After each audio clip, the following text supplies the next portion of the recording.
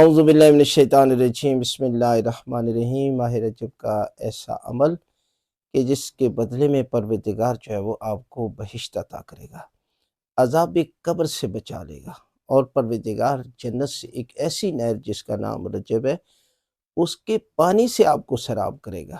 کرنا کیا ہے؟ ماہ رجب کا افضل ترین عمل روزہ ہے۔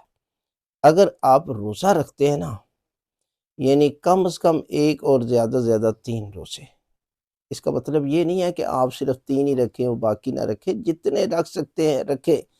یہ تو بہت پیارا پیکج ہے، سردیوں کا موسم ہے، دن بھی چھوٹے ہیں، بھوک بھی نہیں لگتی، نہ پیاس لگ رہی ہے، آپ ثواب کمائیں۔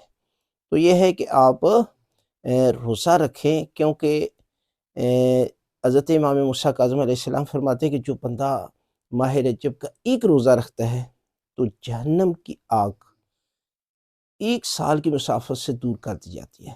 جو 2 رکھتا ہے، جہنم کے سارے دروازے اس کے لیے بند کر دیے جاتے ہیں، اور جو 3 رکھتا ہے، جنت کے سارے دروازے اس کے لیے کھول دیے جاتے ہیں، اور پروردگار اس کو بہشت عطا کرتا ہے۔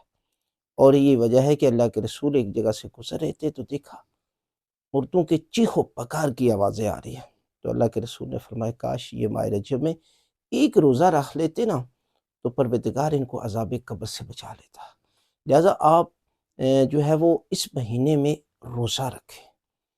جب آپ روزہ رکھیں گے تو ساتھ میں امام فرماتے ہیں کہ پروردگار آپ کو جنت میں، بہشت میں ایک نہر ہے جس کا نام رجب ہے، اور اس کا پانی دودھ سے زیادہ سفید ہے اور شہد سے زیادہ میٹھا ہے، اور اس سے سیراب وہی ہوگا کہ جو ماہ رجب میں روزہ رکھتا ہے۔